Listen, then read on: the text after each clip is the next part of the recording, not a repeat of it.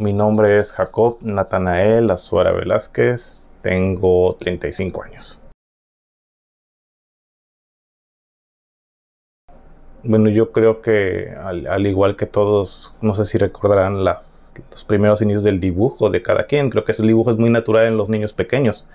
Es una forma de expresarse. Creo que yo recuerdo comenzar a dibujar antes del preescolar. Pocas veces tengo recuerdos del dibujo por gusto. Sin embargo, creo recordar que tenía como 4 años cuando mi madre tenía una tienda, una pequeña verdulería. Y de vez en cuando, que podía hacer un niño, levantar la basura, ayudar un poco. Ya me daba en aquel entonces 10 centavos para comprar, me parece que 2 hojas. Desde ahí puedo ver que el dibujo sí era un entretenimiento para un niño pequeño en aquel entonces, hasta la fecha para mí. Yo creo que cualquier persona que tiene una habilidad, tiene la idea de sobresalir en ella. No veo una persona que diga yo tengo tal habilidad y hasta ahí. Cualquier persona que dibuja tiene la idea, o sea, de que a lo mejor puedas hacer una novela gráfica o puedas ser un buen pintor. Soy docente de educación primaria. El dibujo se utiliza demasiado para los materiales. El dibujo principalmente, pues como docente lo puedo ocupar a la hora de explicar algo en el pizarrón. O quizás, no, aunque suene un poco raro, últimamente lo ocupo más para enseñar a los niños. O sea, enseñar a los niños, si bien no los enseño a dibujar, los enseño a colorear de una manera muy agradable. Entonces, dentro de la artística yo enseño la técnica, pero también dejo un espacio para que el alumno se exprese. Generalmente tengo más influencias de escritores y de otros ilustradores. Sí, es algo raro porque sigo su trabajo, pero realmente no memorizo sus nombres. De algunos sí, siempre me viene a la mente su nombre, como por ejemplo es el ilustrador de los primeros Final Fantasy, un juego japonés, un RPG muy bonito. Koshito o Yoshito, algo así se llama, el autor. Me gusta cómo es que él ocupa los colores. O sea, si tú ves los dibujos son tan hermosos. La silueta de las mujeres que él dibuja es como que una mezcla entre el dibujo de moda y el dibujo fantástico. Pues yo creo que es una de las principales influencias. También hay cuestiones de otros ilustradores que me llaman la atención, pero no necesariamente tiene que ser el dibujo. Por ejemplo, recuerdo que hace 11 años, precisamente, en aquel entonces leía manga de vez en cuando y vi una portada de manga. No leí ni de qué trataba, ni siquiera sabía yo lo que significaba, porque estaba traducido del japonés al inglés. Me hizo que yo descargara una novela gráfica, un manga, como, bueno, una historieta, como quieran llevarlo. Y cuando la empecé a leer, me di cuenta que los dibujos no me gustaban. No me gustaban las ilustraciones.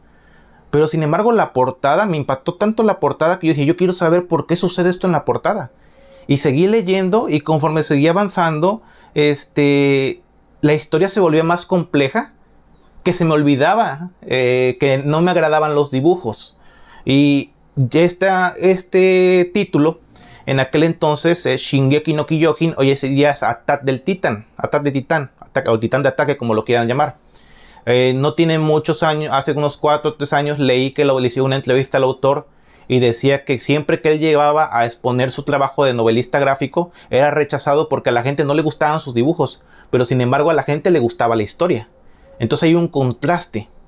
Uno como novelista gráfico puede que no tenga mucha habilidad, pero a lo mejor puede que la historia o el impacto de lo que él está narrando sea lo que llame la atención. Ya por último, el último es un pintor, me parece que es europeo.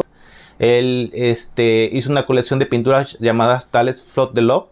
Son pinturas que reflejan el arte como algo casual, algo así como las fotografías de los años 20, los colores pasteles, o los 70s, sin necesidad de que haya violencia, cuestiones cálidas, pero montadas en un futurismo.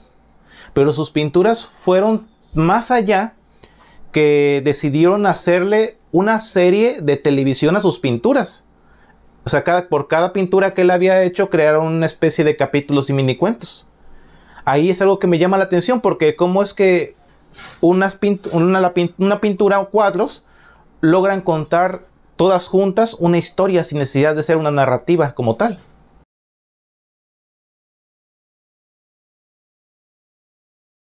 Cuando sucede ese proyecto comienza como más que nada, como fue, no sé si fue a cierto punto decirlo que fue una ocurrencia. El escritor que es Antonio Juárez Hernández, es amigo mío, hablaba de esto, de su proyecto de un libro, de que quería hacer un libro pues a gran escala a todo Veracruz, y los compañeros ahí le dijimos que él podía hacerlo, pero quizás hasta en solo de Tihuatlán, porque un municipio, como cualquier municipio del estado, encierra demasiadas historias y leyendas.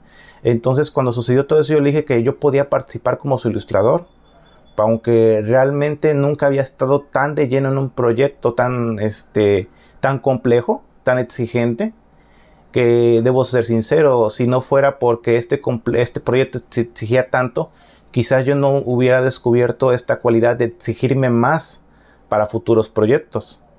Hay que reconocer también que un artista debe de ser humilde. Realmente pues sí es la expresión, pero yo como ilustrador tengo que reflejar las emociones y todo aquello que el libro ofrece.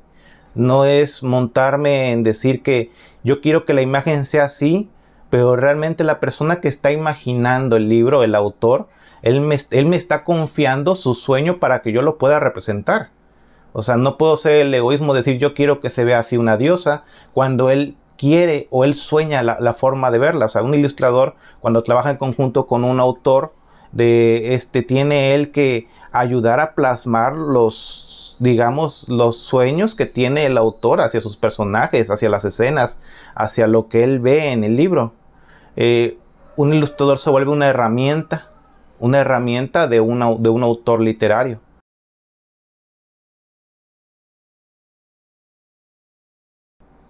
La ilustración, así como tal, yo desde que era niño, por fortuna, recuerdo que mi padre, recuerdo que lo había visto leer el libro de Drácula. Yo era muy pequeño, tenía como 5 años, entonces no me podía yo acercar a un libro así tan complejo, cuando apenas podía leer. Entonces mi hermano y yo asistíamos a unos cursos de vacaciones de verano en la biblioteca, en los cuales se nos ofrecían diferentes tipos de texto. Cuentos, mitos, un libro llamado Mitos Griegos, fue el primer libro que me acabé completo. Después fue un libro que llevó mi hermano a la casa, que era de Ray Bradbury, un americano que hablaba, sus libros hablaba de México y de la ciencia ficción. Entonces me di cuenta que yo también pensaba en historias que quería escribir. No historias repetidas o contaminadas por la televisión, o sea, historias originales. Pero sin embargo, la escritura nunca fue un medio para mí, el dibujo era la forma en la que las quería plasmar. Por eso tengo la idea de realizar una novela gráfica más compleja. Tengo pequeños bocetos de novela gráfica, viñetas, pero realmente no he llegado a esa complejidad de crear personajes como tal, personajes que puedan sentirse vivos. Mi idea principal, lo que me gustaría a mí lograr como ilustrador, es hacer una novela gráfica completa.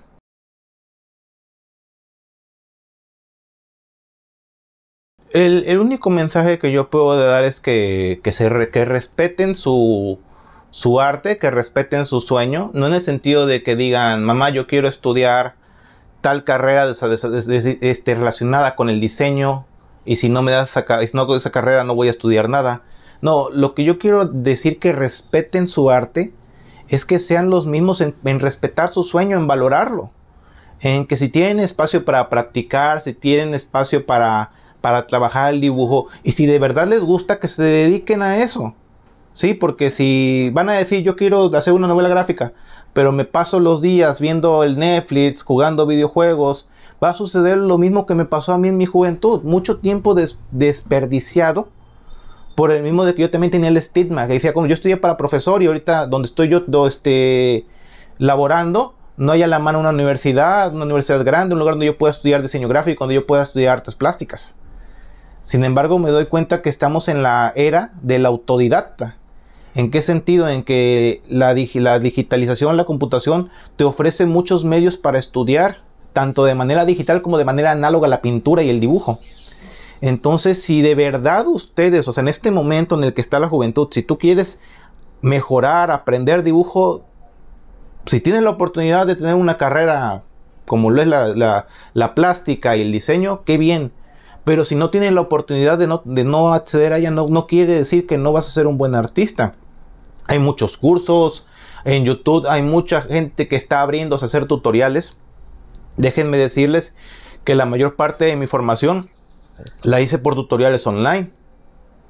Y hasta la fecha sigo dándome cuenta que algunos tutoriales, incluso que son de paga o que uno pues los ve anunciados en las redes sociales y piensa que son una pérdida de tiempo, realmente sí ayudan. Pero todo depende del compromiso que uno le ponga.